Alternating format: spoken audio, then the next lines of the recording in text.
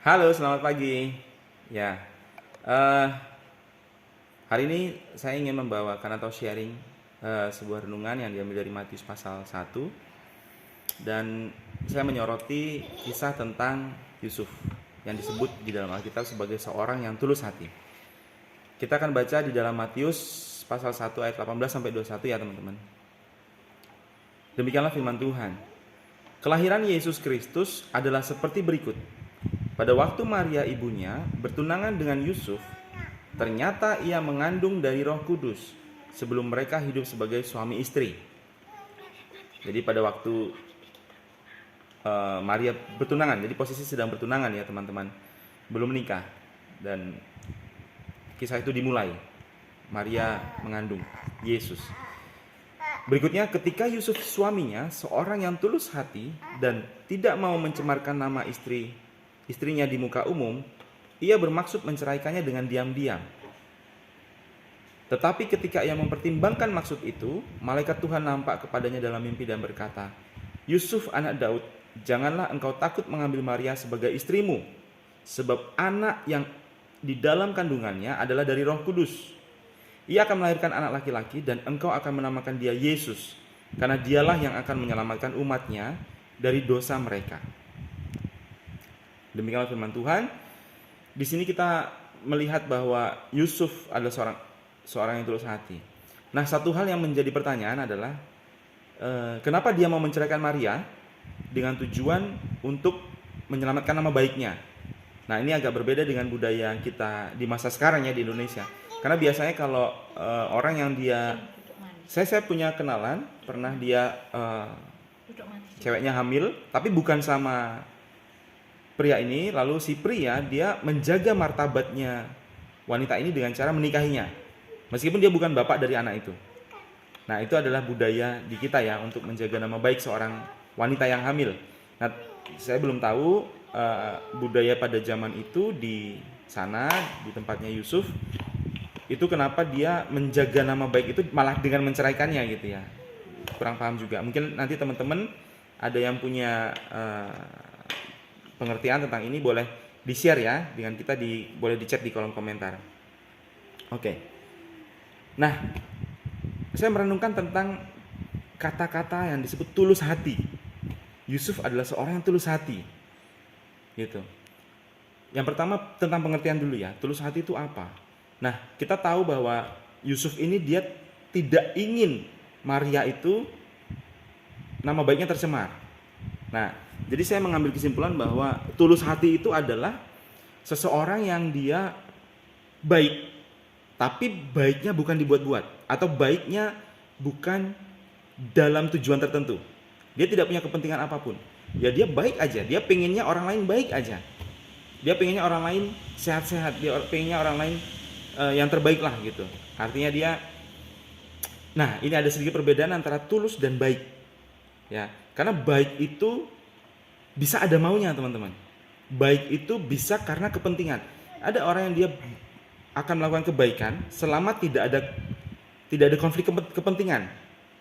Ya, seringkali kita karena ada satu tujuan, kemudian kita baik. Tapi karena kita ada tujuan yang lain misalnya, kemudian kita berhenti berbuat baik. Berhenti berbuat baik ya, bukan berbuat jahat, tetapi berhenti berbuat baik. Ada bedanya antara kita berbuat jahat dan tidak berbuat baik, itu beda. Kalau berbuat jahat itu ya melakukan aksi yang merugikan, tapi kalau tidak berbuat baik adalah dia bisa melakukan kebaikan, tapi dia tidak melakukannya, artinya dia diam. Nah itu. Tetapi orang yang tulus hati, dia adalah baik senantiasa. Dia selalu inginnya baik. Nah, saya mau cerita tentang seseorang yang tulus. Ya, tulus itu tidak selalu diimbangi dengan kepandaian berkomunikasi, kepintaran atau apa. Malah cenderungnya orang-orang yang tulus tuh mereka kadang-kadang tuh seperti orang bodoh, teman-teman. Seperti orang bodoh. Ya, bukan orang bodoh tapi seperti orang bodoh. Nah, ini ada satu kisah ya tentang seorang yang tulus hati. Seorang nenek, dia ingin membuatkan selimut untuk cucunya dengan dijahitkan nama di selimut itu gitu. Ditulis ya dia jahit. Nah tapi jahitannya mungkin agak melewet-melewet gitu ya. Nah, lalu anaknya itu menegur, loh kok ini gimana kok melihat-lihat gini, kamu ini gimana sih gitu. Nah, dia tulus tetapi dia tidak sempurna teman-teman. Artinya gini, dia ingin melakukan yang baik tetapi mungkin tidak sempurna. Ya, jadi yang disebut tulus itu sebenarnya dia baik tapi bukan hanya dari tindakan, tapi baik dari dalam hatinya. Seperti itu. Ada juga ya, ada orang yang baik tetapi itu tadi, kita bisa melihat intention atau maksud seseorang. Jadi ketika kita melihat seseorang, atau sebenarnya Tuhan ya, Tuhan melihat seseorang itu tidak hanya dari perbuatan apa yang dilakukannya saja, tapi ada kepentingan di baliknya, ada ada intentionnya, ada maksud di baliknya. Nah, itu yang disebut dengan tulus hati, itu kebaikan yang dari dalam hati, benar-benar dari hati, tulus, tidak mengharapkan balasan, tidak mengharapkan pujian. Bahkan orang yang tulus hati seringkali mereka dicaci atau dihina, tapi mereka tidak marah. Mereka menangis, ya, sakit hati, ya, tapi mereka tidak marah, tidak membalas dendam. Gitu. Nah, terhubung juga dengan Matius pasal 5 yang khotbah di bukit ya. Itu tentang berbahagialah kamu yang dianiaya oleh karena kebenaran, karena kamu akan hidup dalam kerajaan Allah. Kira-kira bunyinya seperti itu. Itu adalah ayat yang kuat untuk menguatkan kita untuk tetap melakukan kebenaran, untuk tetap tulus hati sekalipun konsekuensinya ada yang orang membodoh-bodohi. Seringkali gitu, oh ya ampun kamu kok lebay banget sih, kok bodoh banget sih, kok kamu baik sama orang itu padahal orang itu nggak baik sama kamu, dan seterusnya. Sementara kekristenan tidak bicara tentang kita baik sama orang yang baik sama kita, tetapi kita baik kepada semua orang, bahkan mereka yang memusuhi kita. Seperti itu. Nah, Yusuf adalah seorang yang tulus hati. Itu yang pertama yang saya renungkan. Yang kedua, perenungan saya adalah tentang bagaimana bisa seorang manusia itu menjadi tulus hati, teman-teman. Manusia itu punya kecenderungan untuk berbuat dosa, melakukan dosa, dan memuaskan keinginannya sendiri. Entah itu keinginan daging, keinginan hati, ya. Seorang tulus hati itu tidak mungkin berasal dari diri sendiri. Yusuf tidak mungkin dia tulus hati, wah dia memang karakternya tulus hati. Tidak ada. Karena kecenderungan manusia itu jahat ya. Artinya jahat itu bukan jahat wah, tapi kecenderungan itu melakukan dosa. Itu adalah kecenderungan manusia. Nah, satu-satunya cara untuk seseorang bisa tulus hati adalah dengan cara dia bergaul dengan Allah. Nah, jadi kita tahu dari sini bahwa Yusuf dia bukan hanya seorang yang baik saja, tapi dia tulus hati dan dia pasti bergaul dengan Allah. Karena tidak mungkin seorang bisa berbuat baik sebenarnya, karena kebaikan itu berasal hanya dari Tuhan. Gitu. Jadi semakin seseorang itu dekat dengan Tuhan, isi hati dan pikiran dan perbuatan itu akan diisi oleh kebaikan. Kebaikan dalam arti tulus hati ya. Karena ada orang yang berbuat baik karena dia tahu itu hal yang baik gitu. Tapi ada orang yang dia memang tulus hati gitu, tulus. Seperti itu. Jadi ya ini menarik ya, kita mengambil teladan dari seorang Yusuf,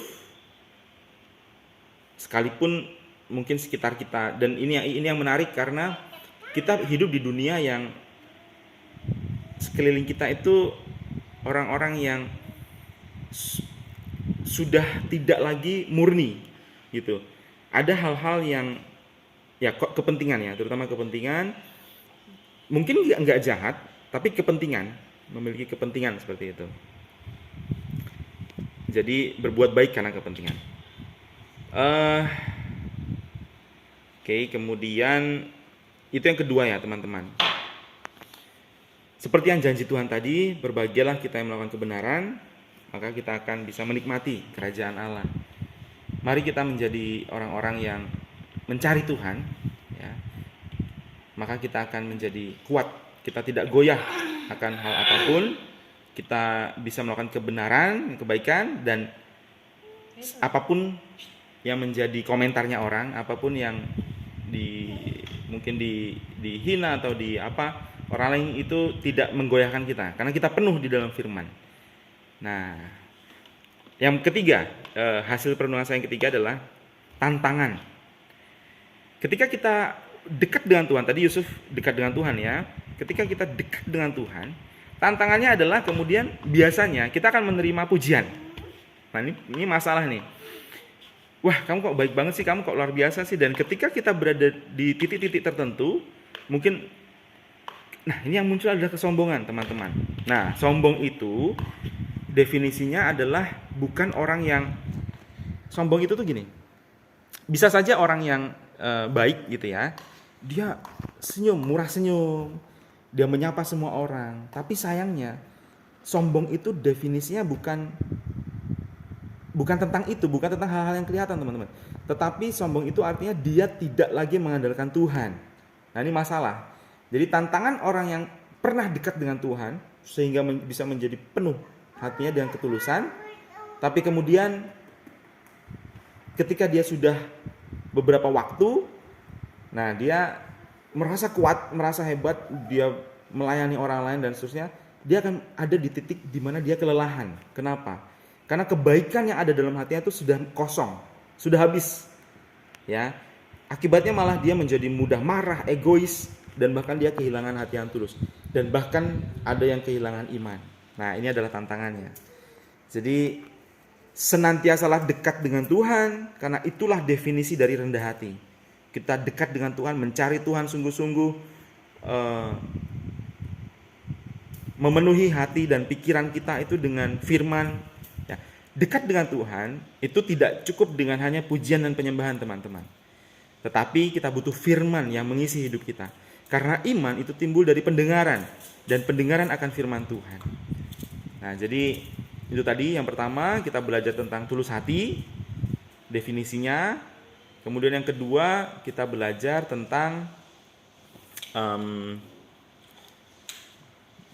tentang dekat dengan Tuhan ya. Tulus hati itu hanya bisa dengan Tuhan. Dan yang ketiga, tantangan ya, ketika kita sudah melakukannya dan bertahun-tahun mungkin ya.